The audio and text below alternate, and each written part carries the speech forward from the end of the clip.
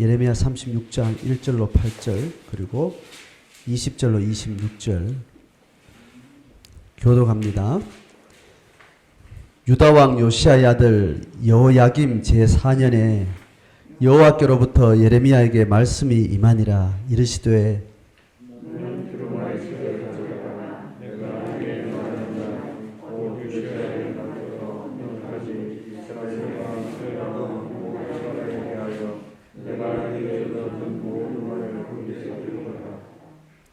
유다 가문이 내가 그들에게 내리려 한 모든 재난을 듣고 각기 악한 길에서 돌이키리니 그리하면 내가 그 악과 죄를 용서하리라 하시니라.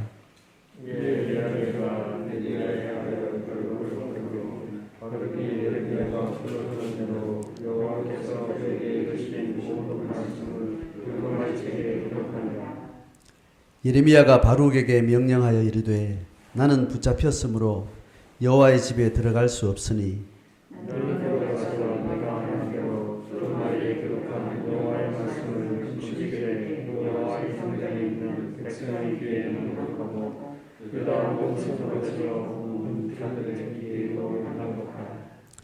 그들이 여호와 앞에 기도를 드리며 각기 악한 길을 떠나리라.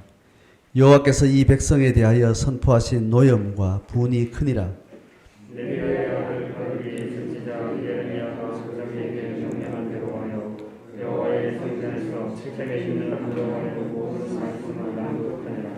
(20절입니다) 그들이 두루마리를 서기관 엘리사마의 방에 두고 뜰에 들어가 왕께 나아가서 이 모든 말을 왕의 귀에 아뢰니 왕이 여호기를 보내어 두루마리를 가져오게 하니 여호기가 서기관 엘리사마의 방에서 가져다가 왕과 왕의 곁에 선 모든 고관의 귀에 낭독하니 그때는 9째 달이라. 왕이 겨울 궁정에 앉았고 그 앞에는 불피운 화로가 있더라. 여호기가 선언송을 낭독하여 왕의 행복하도록 그것을 행하여 파라오의 전에서 두루마리를 모두 가져가더라. 왕과 그의 신하들이 이 모든 말을 듣고도 두려워하거나 자기들의 옷을 찢지 아니하였고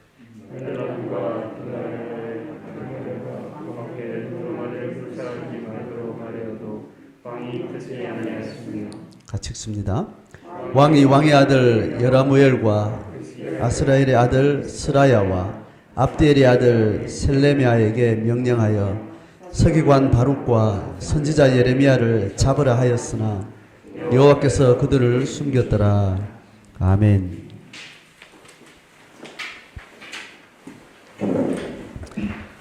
예레미야 35장 36장 내용은 여호야김 시대에 있었던 사건을 소개를 하고 있죠. 지금 34장, 33장 그 상황은 멸망 직전에 시드기야 왕 마지막 전쟁이 마지막 멸망의 전쟁이고 앞에 있는 그 상황에 있었던 사건을 이야기하다가 갑자기 앞에 있었던 여호야김 왕 치세 때 있던 사건들을 동시에 나열을 하면서 그때 있었던 사건이 멸망 직전에 있었던 이 시대적 상황들을 또 잘 연결해서 묘사하는 사건이기 때문에 시간과 상관없이 그렇게 지금 이 기록이 이어지고 있습니다. 요시야 왕이 신앙의 부흥의 때를 잘 이어가다가 멸망이 시작된 바벨론 제국이 크게 강성해지면서 유다로 침략이 들어오게 되는 그 계기가 요시야 왕이 죽고 나서 그 이후에 있었던 여호야김, 여호아스가 잠깐 있었죠. 3개월 있었고 여호야김이 11년 그리고 여호야긴이 또 3개월 그리고 시드기야 마지막 왕이 11년 그렇게 있었던 겁니다. 그러니까 이제 요시야 왕이 죽고 나서 그 이후에 여호아스, 여호야김, 여호야긴, 시드기야 이렇게 왕이 있지만 실제로 통치 기간을 유지했던 왕은 여호야김 11년 그리고 시드기야 11년이에요. 그 위에 3개월씩 잠깐 있었던 왕들은 애굽에 의해서 잡혀가고 바벨론에 의해서 잡혀가고 그렇게 해서 마지막 7세 때 실제로 통치 기간을 이어갔던 왕들은 여호와김과 시드기야예요. 그러니까 이런 사건들이 이렇게 나타나는 왕 시대의 그 두 인물은 여호야김과 시드기야 두 왕으로 이해를 하시면 됩니다. 그러니까 시드기야 왕의 마지막 멸망 전쟁 앞에 있던 이 멸망 직전 상황에서 시급한 하나님의 메시지가 어떻게 강조되는가 하면 여호야김 시대에 있었던 어떤 사건들의 두 가지를 통해서 그것을 이제 드러내고 있는 거죠. 실제적인 사건을 아주 디테일하게 드라마틱하게 충분히 그 사건 속에 들어가서 그 있었던 정황들을 잘 묘사하고 있습니다. 그러니까 35장은 지난주에 있었던 레갑 사람들의 레갑 족속의 믿음의 아주 깊은 영성과 신앙의 실제들을 잘 묘사해서 드러내고 36장은 반대급부로 실제로 신앙을 주도하고 그 유다 공동체의 영적 지도력을 가지고 있던 왕과 그 신하들은 전혀 이런 예레미야의 말씀과 하나님의 뜻에 대한 감각이 전혀 없는 아주 본분에서 벗어나 있는 그 실제 상황들을 오늘 레갑 사람들과 비교해서 부정적인 어떤 모습을 아주 자세하게 오늘 소개하고 있는 겁니다. 그래서 35장 이어서 36장까지 어떤 흐름의 의도를 잘 이해하면 좋겠습니다. 내용을 잠깐 정리하면 이렇습니다. 여호야김 4년 통치 즈음에 하나님이 예레미야에게 말씀하시는데 여호야김 4년이라는 것은 요아스가 죽고 한 4년 지난 거예요. 다시 요아스 왕이 죽고 요아스가 3개월 있다가 여호야김이 4년을 하니까 최소한 요아스 시대부터 하나님이 이런 메시지를 예레미야에게 전했다가 지금 한 4, 5년 이상 된 그 시간 동안에 어떤 하나님이 예레미야를 통해서 계속해서 말했던 그 말의 내용이 멸망할 거다. 이제 그 이야기죠. 멸망해야 멸망할 수밖에 없는 그 상황 이야기하고도 그 이야기를 듣고 돌이키도록 그렇게 하나님이 의도하고 예레미야에게 이야기하는 겁니다. 2절에 이렇게 이야기합니다. 하나님이 예레미야에게 하는 말씀이죠. 두루마리 책을 가져다가 내가 너에게 말했던 요시야의 날부터 적어도 4년 5년 이상 앞에 있었던 그때부터 해서 요시야 왕이 죽고 이제 멸망의 분위기가 지금 시작된 이 즈음에 있었던 모든 이야기를 이스라엘과 유다 모든 나라에 대해서 내가 너에게 일러준 모든 말을 거기에 기록해라. 그래서 3절에 그러면 유다 가문이 내가 그들에게 내리려 한 모든 재난을 듣고 각기 악한 길에서 돌이킬 것이다. 그리하면 내가 이 악과 죄를 용서할 것이다. 이제 하나님이 경고하는 어떤 모든 의도는 그 경고를 통해서 그들이 영적으로 돌이키고 하나님 앞에 각성이 되면 또 하나님이 회복시키는 또 용서의 뜻을 품고 계신 거죠. 자, 그런 뜻으로 이제 예레미야가 그 하나님 뜻을 이제 듣고 나서 4절에 이렇게 이야기합니다. 예레미야가 바룩이라는 사람을 불러요. 이게 아마 비서 같아요. 그의 사역을 도왔던 비서인데 예레미야가 불러주는 대로 그 말씀을 두루마리 책에 기록했다 했습니다. 자, 그렇게 해서 5절에 그 기록을 다 하고 나서 바룩한테 이제 예레미야가 부탁하는 거죠. 나는 지금 붙잡혀 있다. 지금 이 상황은 자세하게 나오진 않은데 이때도 예레미야가 이 과격한 멸망의 예언을 하니까 어떤 식으로 감옥에 있었던 것 같아요. 자, 그래서 나는 붙잡혔기 때문에 여호와의 집에 들어갈 수 없으니 여호와의 집은 지금 성전을 이야기합니다. 너는 들어가서 내가 말한 대로 두루마리에 기록한 여호와의 말씀을 금식일에 여호와의 성전에 있는 백성들의 귀에 낭독하고 온 유다 성읍에서 온 자들이 귀에 낭독하라. 7절에 그들이 여호와 앞에 기도를 들으며 각기 악한 길을 떠나리라. 여호와께서 이 백성에 대하여 선포하신 노여움과 분이 크니라. 자, 이렇게 이야기하는 그 정황은 금식일에 아마 이스라엘 백성들이 성전에 모일 거다 이렇게. 자, 이 금식일은 아마 지금 이미 바벨론이 지금 침략이 진행되어지고 있고 여호아스가 잡혀가고 또 지금 여호야김이 지금 통치하고 있는 이 시기는 굉장히 침울하고 전쟁의 기운이 지금 막 밀어닥치는 그런 우울한 분위기였기 때문에 아마 이스라엘 백성, 유다 백성들 전체 안에서 아마 금식하고 기도하는 어떤 행사를 했던 것이다. 이렇게 이제 추측해 볼 수 있는 거죠. 그렇게 해서 그들이 금식일에 성전에서 모여서 그들이 예배하고 또 기도하고 할 텐데 그때 그들에게 이 하나님의 예언을 전해라. 그 이야기 하니까 이제 8절에 네리의 아들 바룩이 명령한 대로 여호와의 성전에서 책에 있는 여호와의 모든 말을 낭독을 했어요. 자, 이 사건이 있는데 이 성전에 모인 사람들이 누구냐면 주로 백성들이에요. 지금 이 뒤에 내용이 들어가 보면 왕의 고위관직들, 그 신하들은 왕궁에 그냥 머물러 있는 거예요. 그리고 왕도 여기 있지 않고. 그러니까 종교 지도자들과 백성들의 어떤 주도하에 어떤 금식하고 기도하는 어떤 시기를 정하고 이 시대적 상황에 대해서 그들이 하나님 앞에 나아가는 어떤 그런 분위기가 있었는데 통치 지도자들은 거기에 가담을 하지 않았던 것 같아요. 자, 9절에 보면 여호야김 제5년 9월에 모든 백성이 금식을 선포하고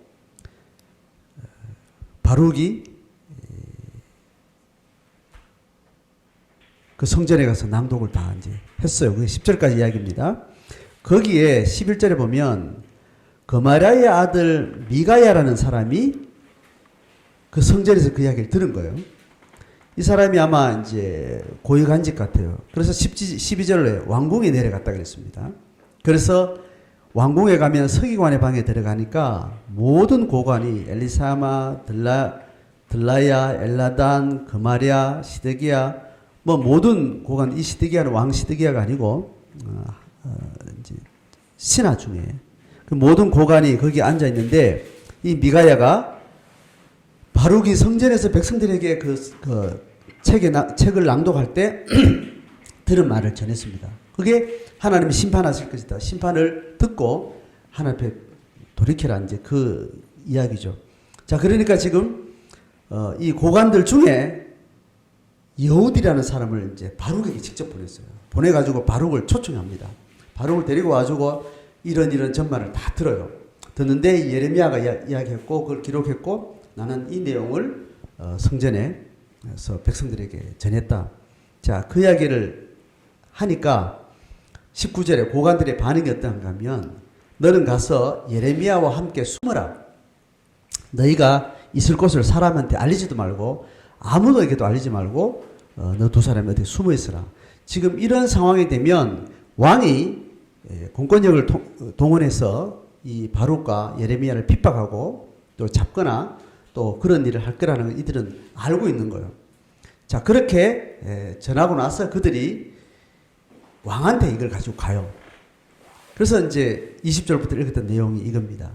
그 성전에서 백성들에게 전했던 그 책의 내용을 왕 앞에서 그 왕궁에 있었던 고위 관직들하고 신하들하고 같이 그걸 듣습니다.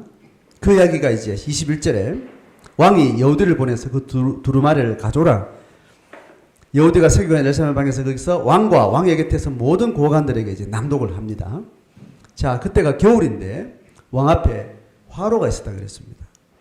23절에 여우디가 이제 이걸 쭉 낭독하면 왕이 읽어놓은 내용을 칼로 잘라가지고 이 두루마리라는 게 이게 책이잖아요, 그죠? 그때는 종이가 없었기 때문에 양피지나 혹은 식물로 된 어떤 그런 이제 긴 어떤 재료를 감아가지고 쓰고 이렇게 두루마리를 이렇게 모아놓는 거죠. 그걸 잘라가지고 읽은 내용을 들으면 어느 정도 들으면 또 잘라가지고 불태우고 이걸 지금 계속 한 겁니다. 자, 왕이 칼로 그것을 연화서 베어서 화롯불에 던져서 두루마리를 다 모두 태웠더라. 24절에 왕과 그의 신하들이 이 모든 말을 듣고도 지금 24절의 이야기는 왕과 그 신하들이 그 낭독하는 그 하나님 말씀을 들었단 말이에요. 듣고도 두려워하거나 옷을 찢지 아니하고 회개하는 어떤 반응을 하지 않았다는 겁니다. 자, 그리고 25절에 엘라단과 들라야와 그마랴가 왕께 두루마리를 불사르지 말도록 아뢰어도 왕이 듣지 아니했다. 자, 결국 그 분위기가 이해가 되죠, 그죠? 그 신하들은 왕과 함께 그 하나님의 말씀이라고 하는 그 내용을 듣고 그 내용에 인격적으로, 영적으로 거기에 반응하지는 않은 거예요. 그러고 나서 그 왕이 불사르는 이 상황에 대해서는 만류를 하고 말려고 했는데 왕도 그거 듣지 않고 그렇게 한 겁니다. 자, 그러니까 지금 어떤 분위기인가 하면 왕은 이 하나님의 재앙에 대한 말씀에 대해서 적극적으로 저항을 하는 거죠. 그리고 이 예레미야와 바룩에 대해서 그들을 잡아서 또 체포하려고 26절에 왕의 아들 여라무엘과 스라야와 압델 아들 셀레마의 명령에서 바룩과 예레미야를 잡으라 명령을 합니다. 그런데 그들은 이미 이제 숨었고 하나님께서 여호와께서 그들을 숨겼더라 이렇게 이제 기록이 되는 겁니다. 자, 지금 이 어떤 이제 분위기를 통해서 백성들의 어떤 대부분은 성전에서 이 상황에 대해서 하나님 앞에 답을 구하려고 기도를 하는 어떤 금식을 선포하고 유다 공동체 전체가 어떤 신앙의 마음으로 이 상황들을 돌파해 보려고 하는 그런 마음으로 기도 운동을 하고 금식을 선포하고 이런 일들을 하고 있는데 신하들과 왕은 빠져 있는 겁니다. 그래서 거기서 선포를 했죠. 그 선포한 백성들이 거기에 대해서 어떤 반응을 했다라는 것도 이렇게 나오지는 않죠. 그냥 낭독했는 걸로 그냥 끝이 나요. 그러니까 백성들의 분위기는 그냥 그렇게 이제 끝이 나고 실제로 이 이야기를 듣고 여기에 정책에 반영하고 이스라엘 공동체를 그렇게 지도해야 될 왕과 신하들은 여기에 일단 인격적으로 반응을 하지 않습니다. 다만 신하들은 어떤 반응을 하는가 하면 하나님이 그 왕이 여기에 대해서 적극적으로 공격을 하고 적극적으로 저항을 하면서 이 선지자 사역을 공격하고 또 구금을 하고 또 핍박하는 이 적극적인 태도에 정도 만류하는 이런 정도의 반응 외에는 전혀 하지 않는 겁니다. 그러니까 행정적으로 또 사회적으로 또 뭐 정치적으로 그런 수준에서 어떻게 악한 상황들에 대해서는 어느 정도 제재를 하려고 하고 통합하려고 하고 뭐 이제 그런 유연성은 있지만 왕은 적극적으로 이런 것에 대해서 인간적으로 이런 바벨론의 어떤 위기 앞에 인간적으로 이걸 해결해 보려고 하는 그런 수단과 방법을 계속해서 쓰고 있는 거죠. 자, 그러니까 지금 이 24절의 말은 왕과 그의 신하들이 이 말을 듣고도 두려워하거나 옷을 찢지 않는 전혀 무감각한 하나님 앞에 어떤 말씀을 듣고 거기에 대해서 반응할 수 있는 그런 준비는 전혀 안 된 상태를 지금 이야기를 하고 왕은 왕대로 가장 책임 있는 권력을 가지고 있으니까 그 힘을 가지고 인간적인 반응을 할 뿐이고 신하들은 그런 통치의 어떤 권력을 가지고 있지 않으니까 어느 정도 중간에서 행정적으로 어떤 사회적으로 그냥 윤리적으로 취할 수 있는 그런 태도를 취하는 것 밖에는 이 시대적 상황에 대해서 영적으로 각성할 수 있는 그런 감수성이 전혀 없는 상태를 이렇게 보여주는 겁니다. 백성들은 뭔가 하나님 앞에 구하는 것은 있지만 그 재앙에 대한 말씀 앞에 마음으로 찔리고 마음으로 회개할 수 있는 그런 반응도 없는 그런 유다 공동체 전체가 하나님의 말씀 앞에 반응하지 않는 그런 자세한 상황들을 계층별로 지금 이렇게 소개를 하는 겁니다.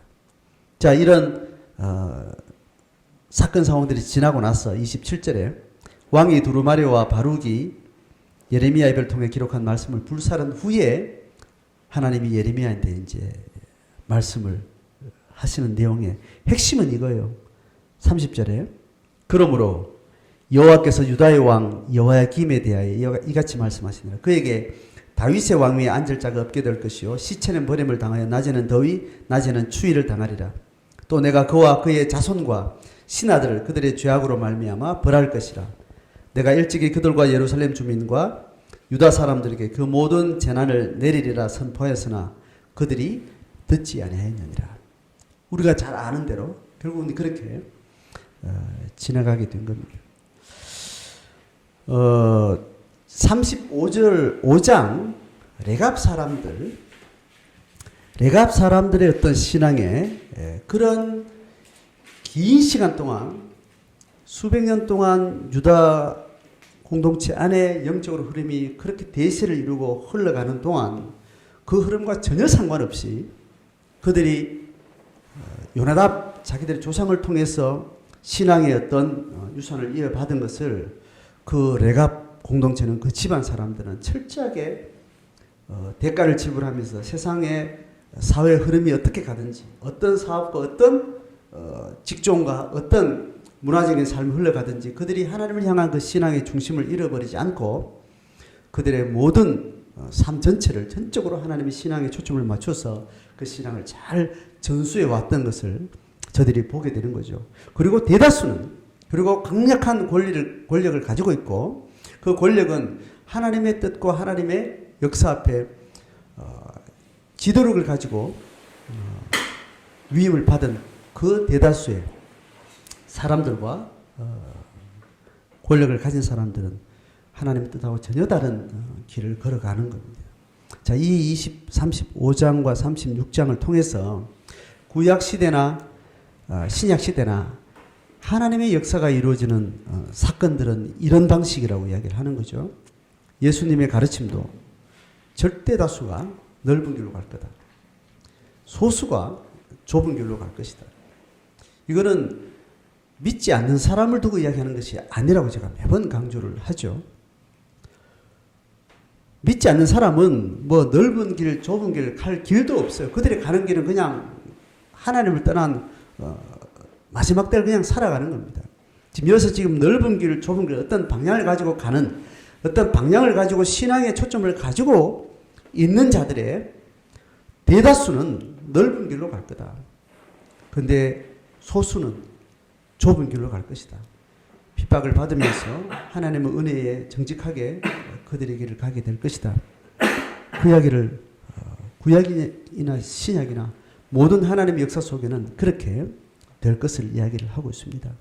다시 우리 시대를 바라보면서 우리의 신앙의 반응들이 다분히 행정적이고 다분히 사회적인 반응을 하고 다분히 인간적인 반응을 하고 그런 태도를 가지고 우리의 신앙의 어떤 동기들은 다 그런 식으로 지나가는 것이 대부분의 교회 역사예요. 우리는 그런 위험 앞에 늘 서 있습니다. 우리가 하나님 앞에 정직한 신앙의 고백을 한 것이 정말 진정성 있는 자기 안에 일어난 영적 사건을 기반한 정직한 고백이라면 그때부터 우리는 다수가 걸어가는 거짓된 신앙의 흐름 속에 우리는 계속 노출되고 있고 우리 속에 세미하게 말씀하시는 성령과 내가 고백한 그리스도의 사랑을 기반으로 하는 그 신앙의 고백의 자기 결정적 인격적 의지와 그 힘이 그것만이 좁은 길을 걸어가게 하는 유일한 근거가 되는 거예요. 그래서 우리가 왜 골방이 중요한가 하면 우리가 신앙의 참된 길을 걸어가는 힘은 어떠한 단체의 어떤 결정도 아니고 단체 흐름도 아니고 어떤 분위기도 제도도 아니고 그 마음과 일상의 모든 삶이 하부구조와 상부구조의 모든 삶이 정직하게 하나님 앞에 살아가게 하는 힘은 우리의 깊은 속사람이 기반한 하나님과 교제하는 골방 생활에 항상 거기에 중심을 두고 있습니다. 그럼에도 불구하고 그것이 힘을 가지고 감에도 불구하고 함께 걸어가는 신앙의 사람들 속에 사단은 거짓을 더 씌우고 또 우리를 속이고 내가 정직하게 그 믿음의 길을 걸어가고 있음에도 불구하고 한순간 삐끗하고 나면 내가 지금 잘못된 안경을 낀지도 모르고 푸른 안경에 쓰여서 그냥 그것이 그냥 푸르게 보이는 걸 그냥 정직하게 걸어가는 줄 알고 착각을 하고 걸어가게 되는 그런 엄청난 유혹들이 거짓 때문에 어둠의 권세의 그런 방해들이 우리 속에 늘 있게 됩니다. 오늘 왕의 위치에 있는 자들이나 대다수의 백성이나 또 지도력을 가진 그 고위 신하들조차도 하나님의 결정적인 시기에 반응하지 않는 사람, 하나님은 그런 사람들을 통해서 일을 하지 않는 거예요. 결국은 하나님의 의지가 그렇다고 하지만 그들이 반응하지 않았기 때문이고, 이후에 결국은 이 신앙의 미세한 흐름들을 이어가는 자들은 이름도 빛도 없는 소수라고 이야기했습니다. 드러나는 자들이 아니라고 이야기했습니다. 하나님만 아는, 비밀을 아는 사람들만 아는 그들만이 살아있는 듯 죽은 듯 역사가 알아주든 말든 그 길을 걸어가게 되는 겁니다. 긴 시간이 지나고 나면 대다수 사람들은 그렇게 변절했구나. 소수 사람들은 그렇게 핍박 중에 그렇게 역사의 대다수가 알아주지 아니한 채로 그렇게 어둡게 가려진 채로 죽은 듯 그렇게 작은 실개천을 이어가면서 또 다른 하나님의 역사를 준비하고 있었구나. 그 보고가 다 구약 성경의 이야기고 신약 성경의 이야기죠. 오늘 우리 시대의 현재를 살아가고 현재적인 그 시간성 속에서 하나님 나라의 부름을 받은 자들은 결국 우리 시야에 전면에 나타나는 것들은 대부분 거짓이라고 우리는 성경이 가르친 대로 우리는 의심을 해야만 되고, 정직하게 하나님이 인도해 가는 길은 대부분 눈에 드러나지 않는, 숨겨져 있는, 하나님과 그 고백한 자만이 아는, 비밀한 자들이 알고 있는 그 길 속에서 하나님은 그 시대를 중심에서 끌고 가고 있다는 사실을 우리는 늘 기억하지 않으면 우리 눈에 보이는, 우리 몸의 현상으로 겪게 되는 경험의 상황은 대부분 거짓에 둘러싸여 있다고 우리는 결정해도 틀리지 않은 것이 구약 전체에, 신약 전체에 성경이 계속해서 강조하고 있는 우리의 신앙의 어떤 그런 중심의 가치를 이야기를 하는 겁니다. 오늘 또 다시 한번 우리 자신을 돌아보는 것은 은밀하게 하나님 앞에 섰을 때, 은밀하게 예수 그리스도의 이름을 내가 불렀을 때 어떤 바깥에 세상에 여러 가지 많은 압박이 있고 많은 우리를 혼란케 하는 많은 사건, 사고들이 있지만 그것을 좀 멀리 두고 골방에서 광야에서 하나님만 집중하는 그런 깊은 시공간 안에 섰을 때 그분 앞에 하나님 앞에 선 단독자로서 내 인격이 반응하는 하나님 앞에 그 고백 앞에 내 속에 일어나는 영적인 어떤 동기가 나로 하여금 뭔가를 보게 만들고 뭔가를 분별하게 만들고 또 걸어가게 만드는 굉장히 중요한 핵심 가치가 거기 있다는 겁니다. 이것을 은밀하게 공유할 수 있는 관계인 그리스도의 몸된 공동체 관계 안에서 서로를 세우고 서로를 일깨워주는 거울 역할을 하면서 서로를 비춰가는 그 인격적인 관계 속에서 교회는 유지가 되고 그 안에서 그리스도께서 성령과 함께 역사하시는 것입니다. 오늘 그런 신앙의 중요한 가치들을 우리 자신에게 적용하면서 내가 이러저러한 일로 늘 분주하게 일상을 살아가지만 내 마음 중심에 나를 살게 하고 나를 이 믿음의 고백을 촉발했던 그 하나님의 그 깊은 사랑 앞에 섰을 때 내가 이 자신을 분별하고 내 자신이 분별되고 나면 이 바깥의 상황들이 또 분별되게 되는 그런 성령의 지혜가 있게 되는 줄 믿습니다. 그런 마음으로 우리에게 그냥 오랫동안 신앙했기 때문에 그냥 걸어왔던 뚜벅뚜벅 걸어왔던 나도 모르게 몸에 체득되어지고 관성이 붙은 어떤 신앙과 어떤 종교적인 어떤 삶의 그 이면에 자신을 늘 하나님 앞에 드러내고 하나님 말씀 앞에 자신을 비춰내는 그런 힘을 계속 잃어버리지 않기를, 그래서 신앙에 늘 깨어있는 삶으로 주어진 자신의 그 믿음의 고백의 정직한 삶으로 승리할 수 있기를 주의 이름으로 축복합니다.